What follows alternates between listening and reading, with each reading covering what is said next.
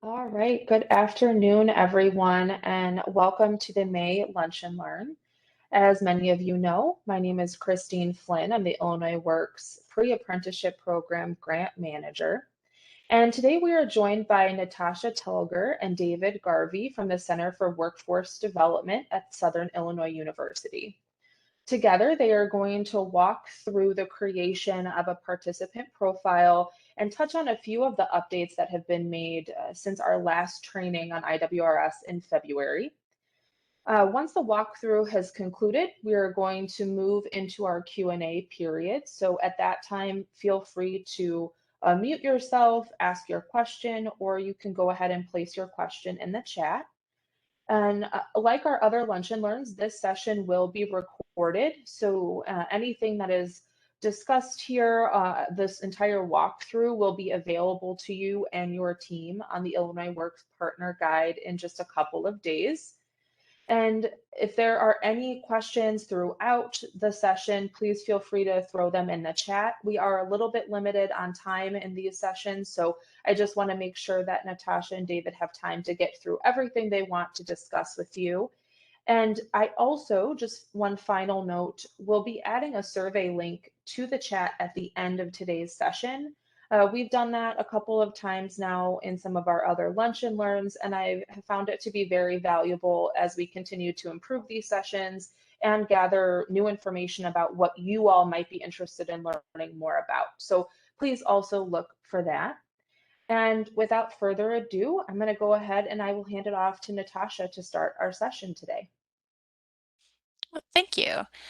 So today, whenever we talked to Christine, thought it would be helpful just to take a look at a person as we walk through kind of their journey in the tools and the different pieces and parts and reports and tips that might, just make things go a little bit more smoothly as you're entering in data. So I want to just let everybody know that I am on a test. I'm not in production, and any similarities to any names that you may have is complete coincidence. I do use a name generator oftentimes whenever we create these different test accounts. So I'm logged in as a provider. I'm going to go ahead and go into Illinois Works for my customer information. And we're going to walk through it as though we had our initial orientation. And maybe you have different approaches for your orientation, but maybe you had a sign-in sheet, so you collected the name, phone number, email, and you're following up with some of these people. So I'm going to start out with my name automatically, if I could type, generated here. SDOTT. Okay, so what I'm doing is entering a recruit.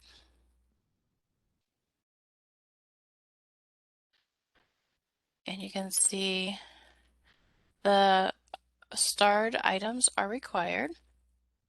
And so I talked to Sarah, and she is interested. So I'm going to go ahead and mark this person as a warm lead.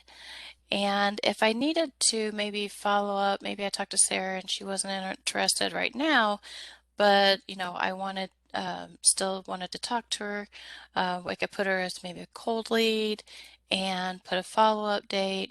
Or if you just talk to this person, they said, no, I'm moving out of state across the United States and I'm not coming back, or something like that, you could put them as a closed lead. So this type really helps you identify, so you don't lose track of the people that you talk to already in orientation, but also provides a status so you can keep track of their interest level, as well as when you can identify a follow-up date to remind you to follow up with them. When I go ahead and submit the information, you see the pre-screening information. If I say no to any of these, it gives me a recommendation. So I'm just going to say yes.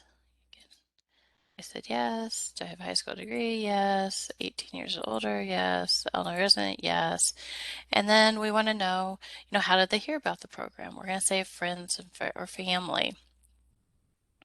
If you have some sort of application or pre-screening that you would like to, that you already have, maybe you have an electronic version of this that you've scanned in or a file of this, you can attach that to this pre-screening.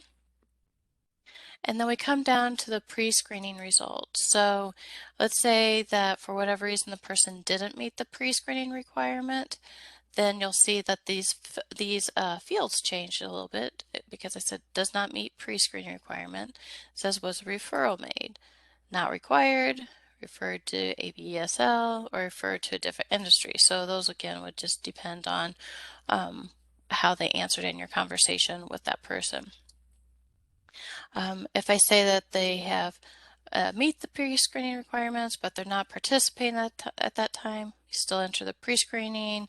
You'd want to probably enter a follow-up date, and then the sex and race information. Those are required. We want to collect that demographic on all the people that are going through the pre-screening.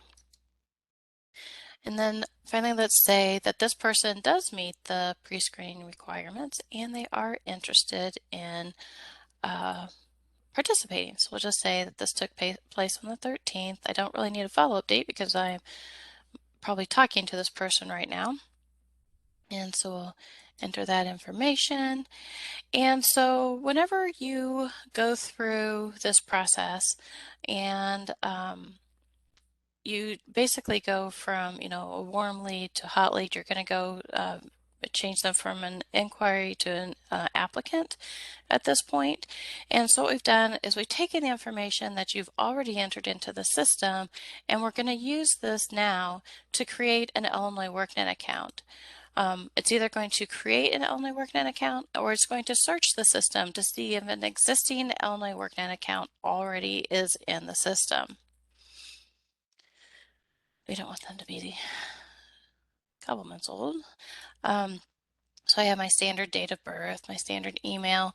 We do ask that you, we do have required actually, that you re-enter the email just to make sure it's entered in there correctly.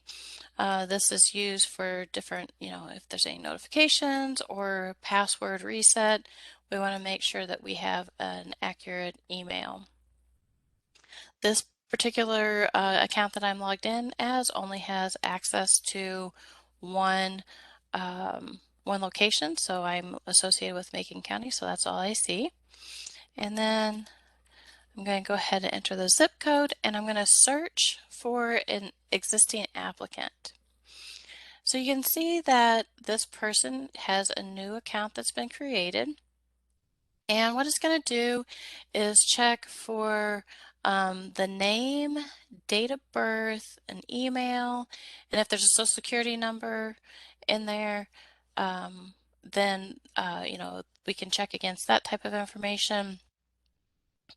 And then if it sees that there is an account that looks like it could be very similar to that account, but the data just isn't matching up, then it'll say something like, there's a person in Illinois WorkNet that has this account, but the name and the date of birth and the email don't match, something's off with that. And so in that case, it'll direct you to info at, and then we can go into the system and look into the existing accounts. And in other programs, I don't know necessarily with this program, but sometimes people lie about their age. And so, that it's in a way, it's kind of it's nice because then we can, double check and verify that the information is correct in the system. So in this case, I'm going to go ahead, it's a new account, and I want to make sure that the individual has their username and their password. So I'm going to go ahead and copy and paste this into my own little spreadsheet because I have a sample of all my test accounts. But you would want to provide this information to the participant so they know how to access their Illinois WorkNet account. If an existing user has an account, it'll give you their username, but it won't provide the password because it'll be an existing account. So if that's the case and the person doesn't remember their password, never fear, because you will be able to reset their password, help them out, or they could always use the standard, reset password or forgot password link that we have built in within Illinois WorkNet. If you have a new account created and you skip past this screen and you forget to write down what the password is, again, no problem. You can still use the reset password button within the tools, or you can have them do the forgot password.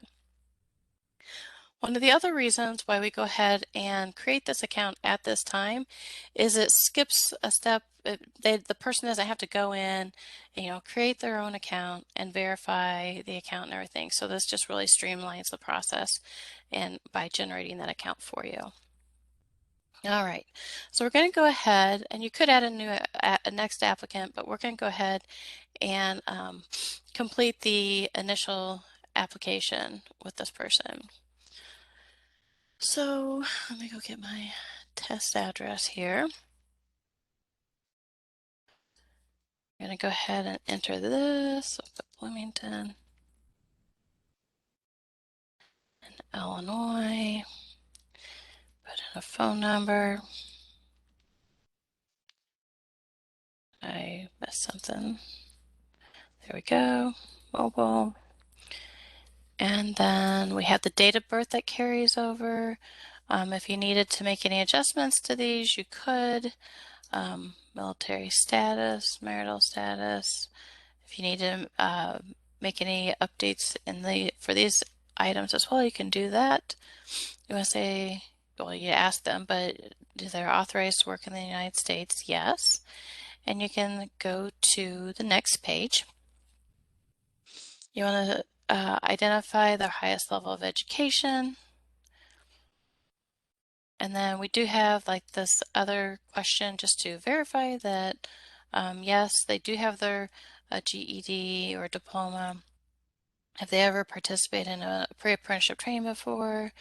Yes or no? We can go to the next page.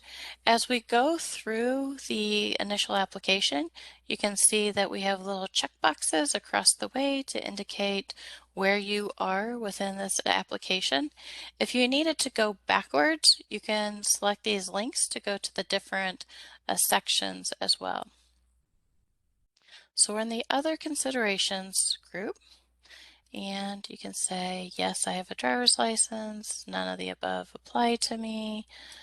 I'm drug-free. I can take a drug test. I'm going to take the bus.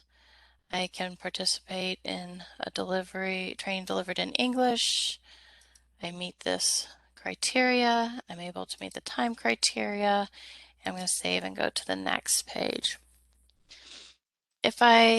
You can see that depending on how you answer the questions, the different fields will adjust to how you answer some of the questions. So if I say I've never worked before, this is my first job, I just move on. And maybe I say I'm unemployed. Have you ever worked in the construction industry? Yes. Are you currently employed by this employer? Yes, no. If I say yes, we'll see, I said no, so you can see there's an end date. If I said yes, you can see the end date goes away, and we have other information. So I'm going to go ahead and just put in some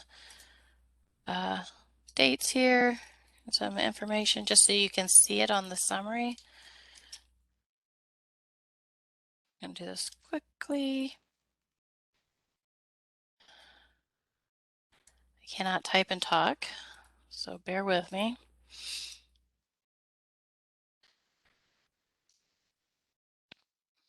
Just want to take a moment and put this in here.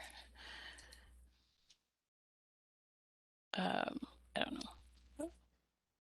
Was my primary employment, my self-employed. save and submit. So once I have entered all the information into the application, you can see that we have the demographic information, education, other considerations, and the work history.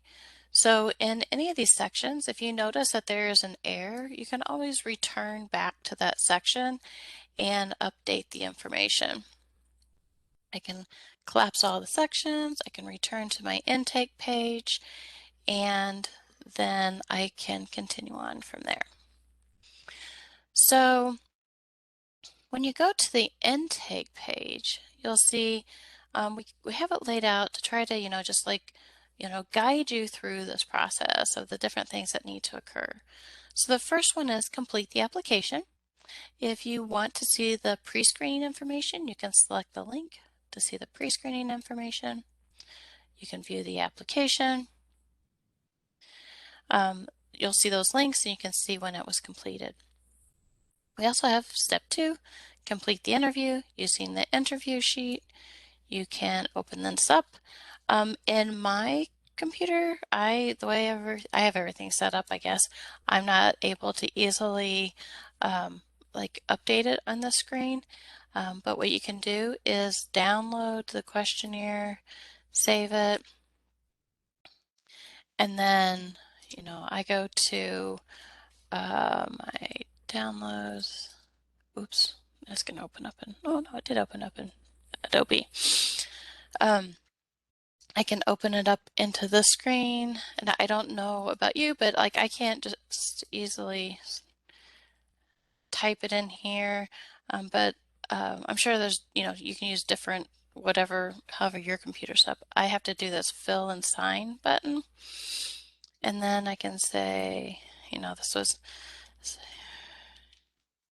SCOTT. I can go in here and then like type. So I won't go in and type in each one of these, but you can type them all in doing that. You can make comments in here. You can type in your score, and then in the end, you could have everything typed up and easily on here.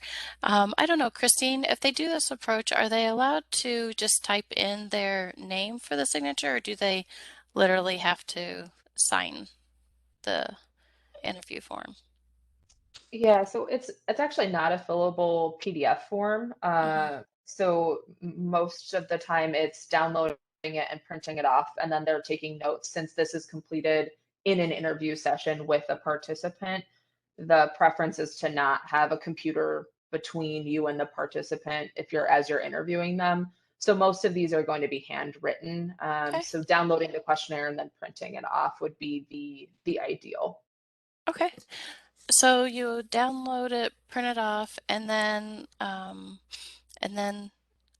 are they required to scan it in and upload it, or is that just optional? Nope, they are required to scan it and Okay. upload the interview sheet. It is up to your discretion if you want to take both of the interviewer sheets and upload them as a single upload, or if you want to upload them individually. That is the preference of the organization. Okay, good. So we have the interview sheets available here, and then you can say this person was awesome. Or they were selected for an interview and they were awesome. So we're going to go ahead and enter uh, the people who interviewed, and we're going to say this person got 100% on their score.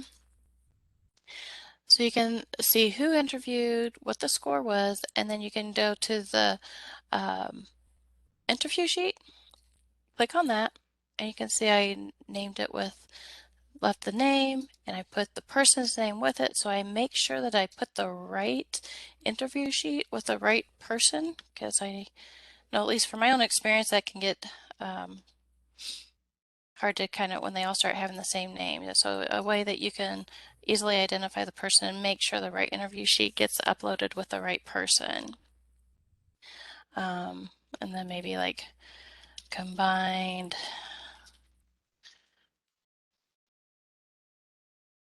interview sheet for, let's say, Natasha and David. Okay, so in this case, we're pretending like we did it together, uploaded it all combined onto one. And then you can see that we have the interview sheet easily accessible from this page. Now, if I wanted to look at the interview sheet, I can click on it. Well, I guess I can. I will have to have them look at that. Normally, it just like pops open and you can see it. But it's also on the uploads page. So whenever you're adding various documents, they'll populate in the uploads file so you can easily identify, see those pages. You can see the file name and the description and the category, who uploaded this item and when it uploaded. So, you might want, I don't know if you have any guidance, specific guidance or best practices that you guys have talked about, but I just say that it's however you name these. Just think about how you want to name them so that you can easily search and find those files, depending on how many files you upload for the particular individual. So with that, since I kind of jumped over here to the sidebar, we'll go ahead and take a look at this. You can see I have, let me just do a real quick refresh on this page. So you can see I have the profile information, and then the summary tools and the instructions. So you can view, again, this is like the same basic sidebar that's on each of these. So you can easily navigate to the different screens, but then you can also see some of the, easily at the person's information of who you're working with.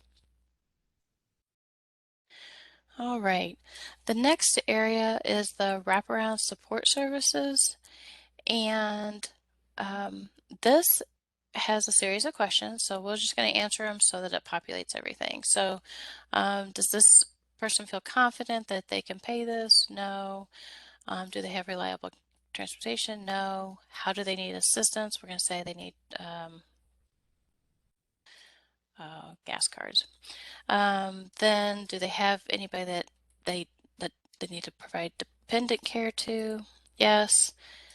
And will your family members have support? If you say no, then that indicates that they need some wraparound service support. Do they have internet? We can say no. Do they have a computer? No.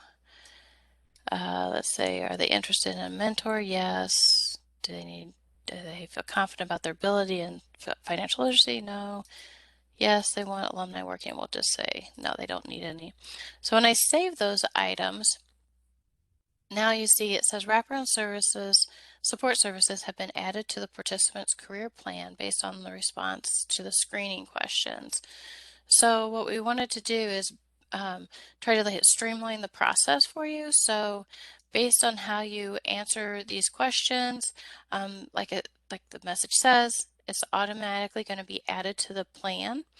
If for some reason that whenever you did this initial screening and you didn't say that they needed a service, it's not a big deal. You can always add those wraparound support services later. But again, this is the initial screening, so we wanted to streamline that process for you when you know certain services will be needed. The next area is the career assessment. So you can add your assessment date. Do they have a resume? Yes or no. Do they have experience with job interviews? Yes or no. Will they be available to transition to a DOL registered apprenticeship? Yes or no. What's their primary goal? We're going to say they want to go to a union shop. Secondary goal, non-union. I guess they want to be a bricklayer or ceramic tile finisher. I hit save, and the information is saved to their intake page that we were just on. You can have multiple career assessments. So, maybe you started out and then, a few weeks or a month later, then it's time for another career assessment just to, figure out where they are, what are some of their needs, have some of their goals changed. If you want to view any of these assessments, you can just click on the link to the assessment and you can see the questions and the response um, for that particular date. There's also a standard recommendation based on how they answer some of the questions, and so you'll have that recommendation that's available as well. Okay, moving on down the page. This section right here is mainly here to go over the basic process anyway for putting together training services / career plan. You're going to set up goals, steps, and so forth. The other side of this is to make sure that the customer knows that they can view this plan through their Illinois WorkNet account. And then to also let you know that this plan is basically a living document and can be updated. And so as we move forward with the different updates that are made, those are all documented so you can see the history of those updates as well. So if you could just indicate that I've provided the customer with the features and how to ask or access their career plan, and then you can go to the career plan. So what this does is it takes you over to the training and services tab. You can either select the link at the bottom or you can select the tab at the top. So what you're going to see now, you'll see this looks very similar to what we had on the other screen. What you'll see is this overview, and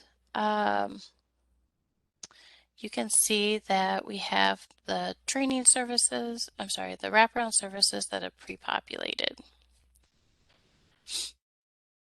And I have to say that I have to admit that literally right before we got on this call, my test system, everything crashed on me.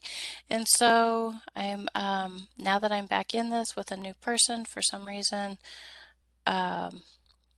it's not, unless I skipped a step.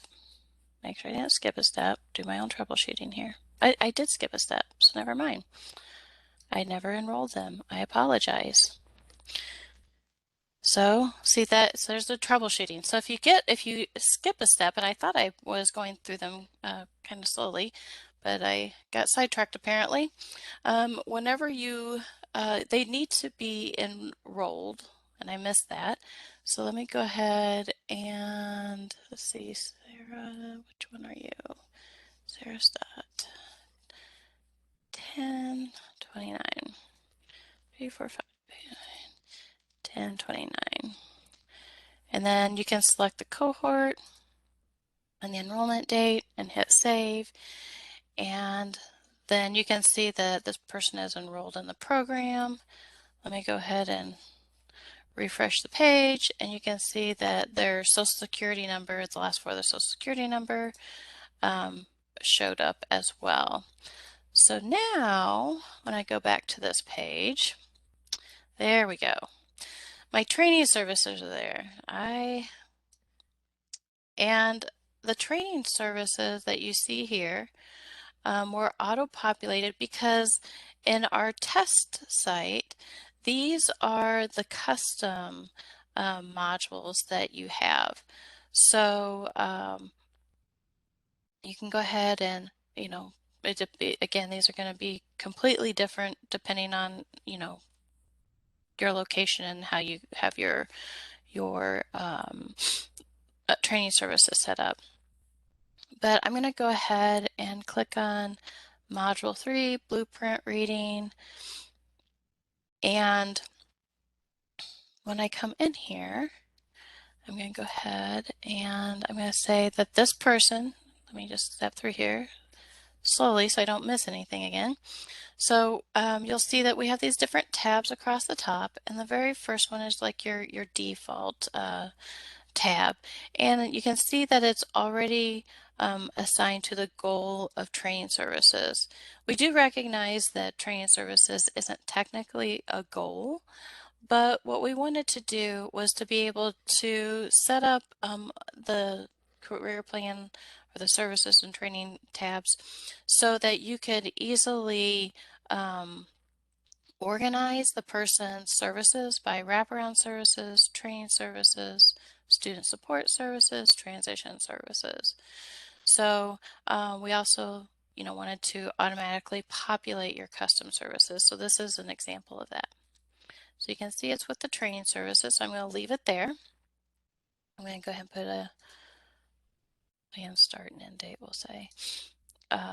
Maybe it's 10 hours a week. We're going to say it started, and you don't have to enter the other notes. You could hit update customer service at this point in time, but I would hold off because it's going to make you do a case note. But you enter these required fields, and then what you want to do is switch over to the service provider, and identify who the service provider is for this particular training. And so you can hit, this is pre-populated based on what was in your grantee details section. And then you go to the instructor, and then now I'm going to hit update services. So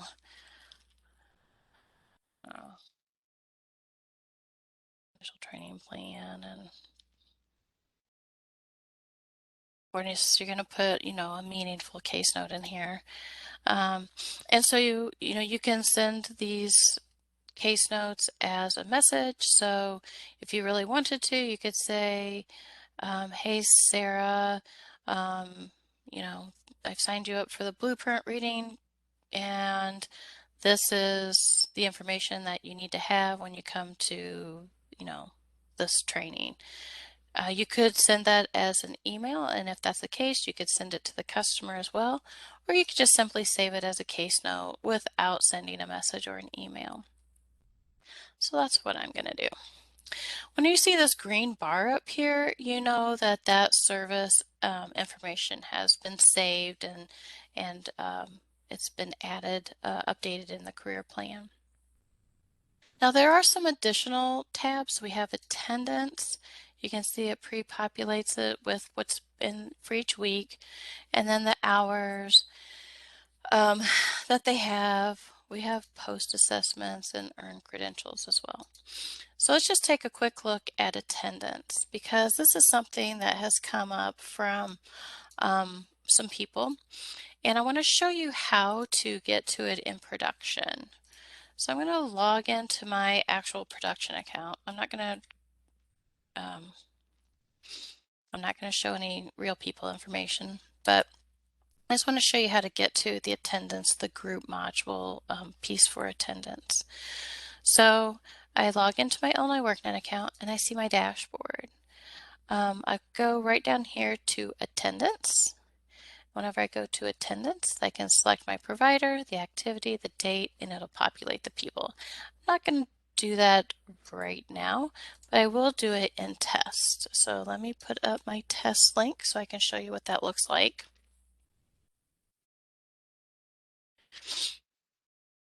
So I am in test as M. Telger 3, and I can see that I have access to Macon County, because that's what I have access to.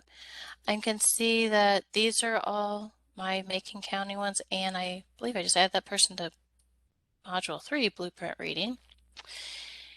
And I'm going to say the 16th. We'll pretend like today's the 16th. So when I do this as my bulk check-in, I can see all the different people that have this particular service, which is Module 3 Blueprint Reading, and it's marked as started, and it falls within this date range, of the 16th falls within the date range of them getting that service. So for those people, you'll see them listed here. So we have Charles Hernandez Stott. So let's go ahead and say that this is when they did this, and then save. You can say weekly attendance. Actually, it's my daily, but attendance was saved. And then I'm going to go back to this customer and let me refresh this page real quick. And I go to attendance, and you can see that the attendance that I just entered is associated with this date range. So you can see the number of hours in the week. So this is what I had just entered just a second ago. If they're absent, you can go into individuals and mark them as absent. If they've done a makeup session because they were absent, you can enter that information here as well. With the attendance piece, you can see that there's a required attendance. We have it defaulted to 80% is attendance is required. So as long as, let's just say that's what is accurate for your location, then as long as they have 80% of their, weekly planned hours, then there's not going to be an attendance flag. If they don't meet that threshold, then they will be marked as having, a red flag for attendance. If you have maybe yours is 100% or 90 or whatever the case may be, you can update this percentage because maybe you have one module that's 100% attendance and another module that's 80% attendance. You can do that based on the service that's being entered into the system. For the post assessment, it works in a similar way, is that we have it defaulted to 70% as passing, but if for this particular blueprint reading test,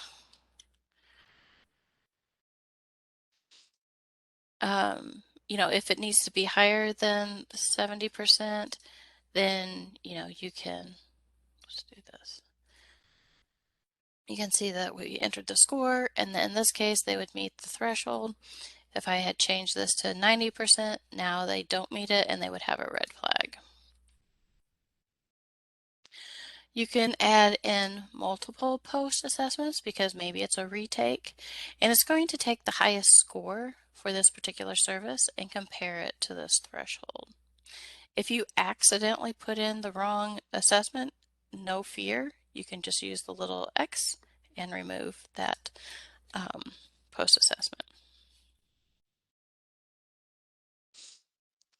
The next part is the credentials. You can, these different credentials will populate based on what you have in, whenever you set up your grantee details. So I'm going to go ahead and this should populate here, but put that in there, pick the source, certificate, it was obtained on the 16th, and hit save. And you can see that I have the information that's available here. If I accidentally put it in there, again, you can remove it from this person as well. Okay. So let me go back to my group. So I'm going to go ahead and click on, real quick, before I do that, let me go back to the career plan. And you can see that when I make these updates, they're available, the different adding and the dates and so forth are available from this view. You click on it, you can directly access those services. Let's say that I needed to add another service for this person and I didn't put it in here already. Maybe it's assistance, referral for job search assistance. I can do this, and then you'll see that the first step is to add it. You select it. This next step is to assign it to a goal. So I'm going to need to assign, I think that's a transition service. I can put my information in here and so forth, just like you would any other service. And once you do this, I'll just do this real quick. Maybe I'll make it for a plan service.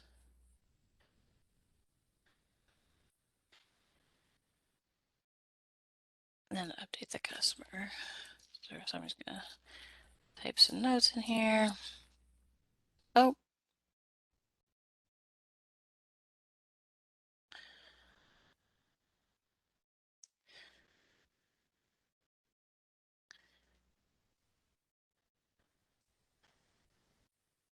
There we go, green. I go back to my career plan.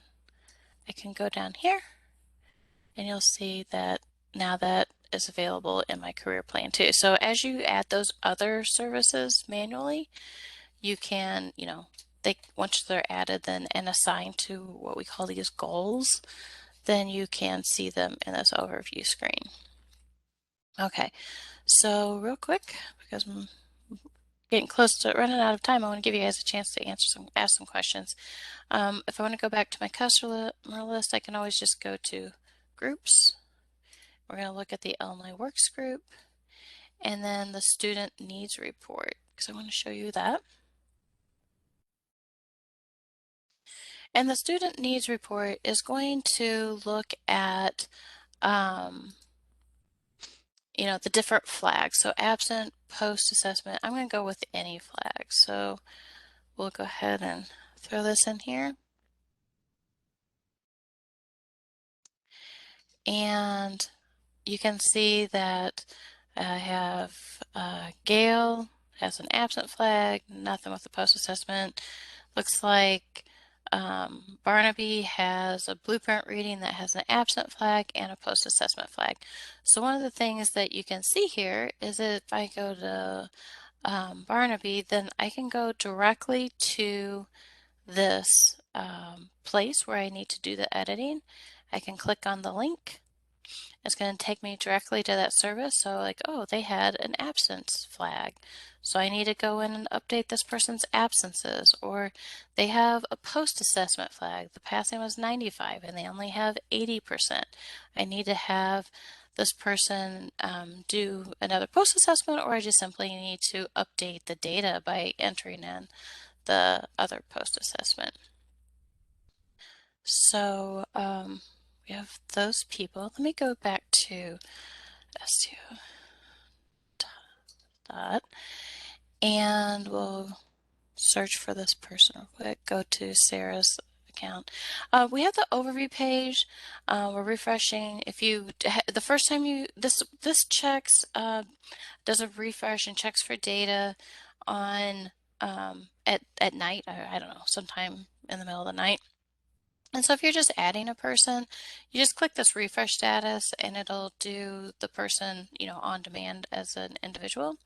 I do want to point out that we have made some other updates recently to information that's related to like program completion and so forth. And those have had some impacts on our overview page. And so we have those documented, and our developer is working through those. So don't fear immediately if you have some items that are a red flag on the overview page, because he's working on those as well. So I'm going to add a completion status. You can say complete, in transition, incomplete. If I do incomplete, I can choose a reason. If I do complete and in transition, then you can see that it's taking a look at, are you planning to enter the DLL Registered Apprenticeship Program? You can put information in here, not planning to, why or why not, and then a follow-up date. So those are the different pieces and parts. Once you have that completion status, I'm just going to say that, we're going to stick with this. Planning applied to say, and we'll just say yes. And then it says, are you in construction?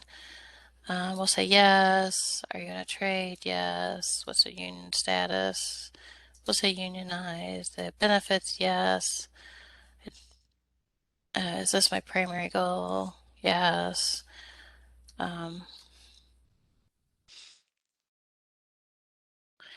Put some information in here.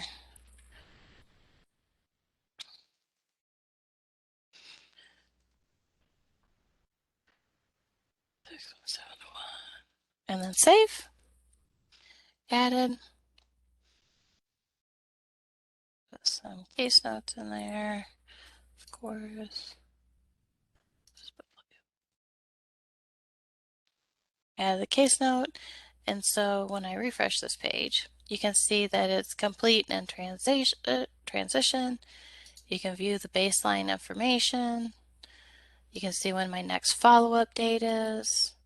If you want to look at any case notes, you can do that. And then you can add in additional employer follow-up and so forth. So that was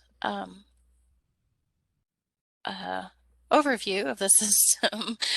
Christine, I don't know, or David, did you want to say anything real quick before we have any questions? Hi, Natasha. I was just going to, I think that was a great overview. I was just going to, do a quick demo of the Sure. partner guide page, but I don't know if there's any questions about the system at the moment. It looks like some came in about the functionality and certain requirements, and it looks like Christine answered those. So thank you, Christine.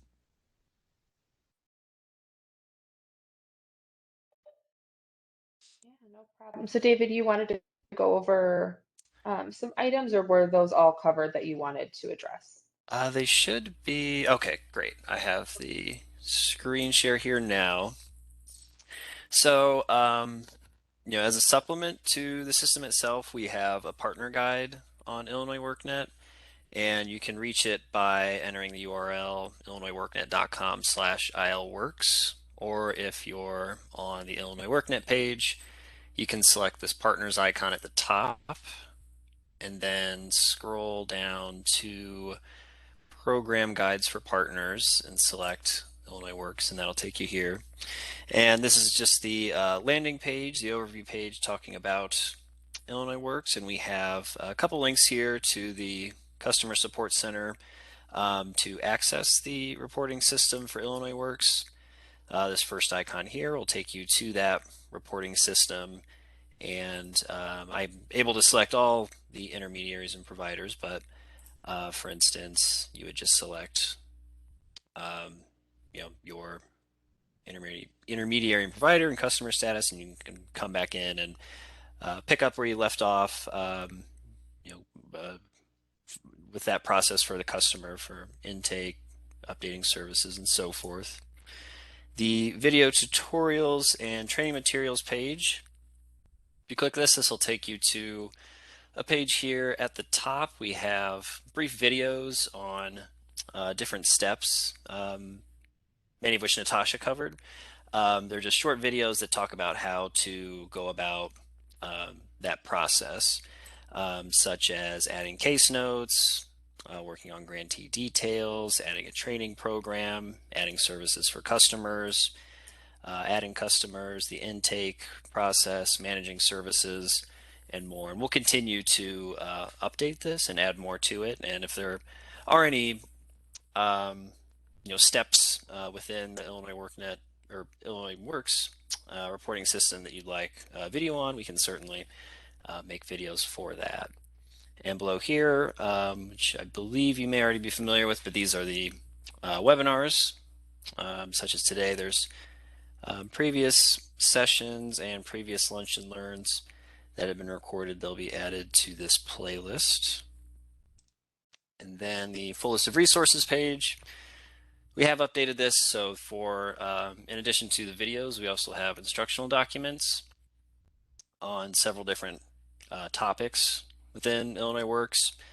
So for example, if you click one of these hyperlinks, it'll take you to that section on the page, and you can jump right back to the top by selecting the back to top button. And then you can see there's still some information we need to add, but you can see the topic, the instructions, and related resources for that topic. And if there's any policy or procedure, we'll add that there as well. And then the partner tool updates page, this is pretty self-explanatory. This just covers what significant updates were made to the system for the previous month. And then just below this on the landing page, we have the professional development webinar schedule here.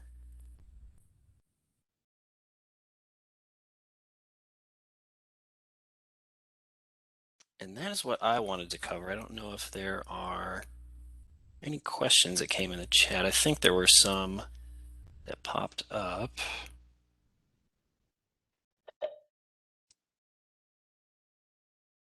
Yes, and I believe that Natasha was able to answer that. It was a question about how to remove wraparound service red flags. That's something that the SIU developers are updating right now to correct that red flag status. But if anyone else has any other questions, please feel free to throw them in the chat. I know we only have a couple more minutes, but I think we could probably get in one or two if you have any pressing questions that you want to ask David or Natasha before we close out today's session.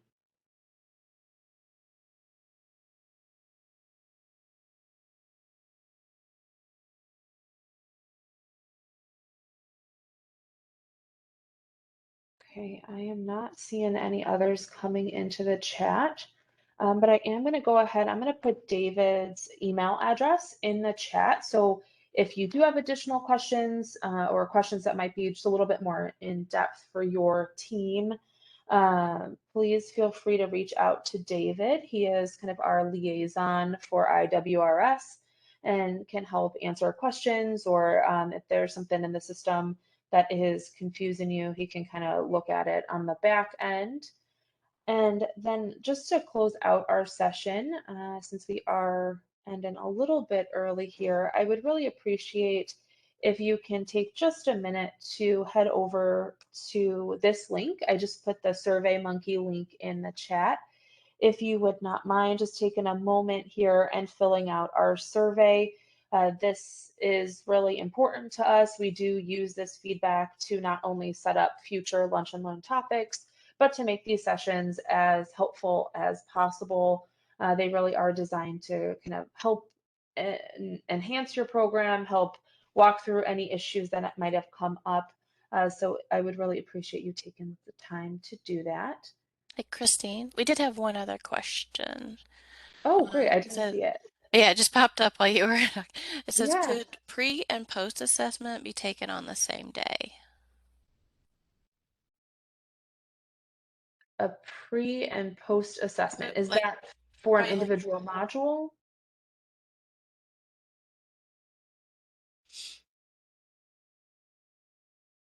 I'm not sure who asked that, Natasha. um, T. Singleton. Oh, okay. But it actually came through privately, so they accidentally probably sent it to me. Okay. So, Taniki, is that, are you meaning a pre and post assessment for an individual module? If you could just put it in the chat or unmute yourself and just let us know.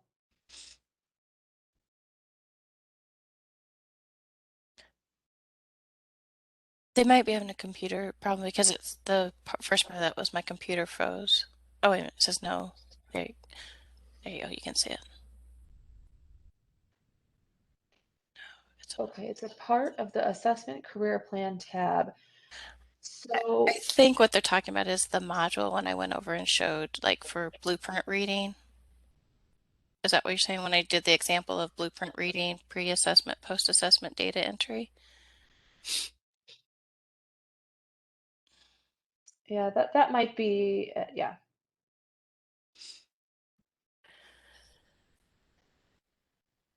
Yeah, so for that assessment tab, that's really just for those post-assessment scores.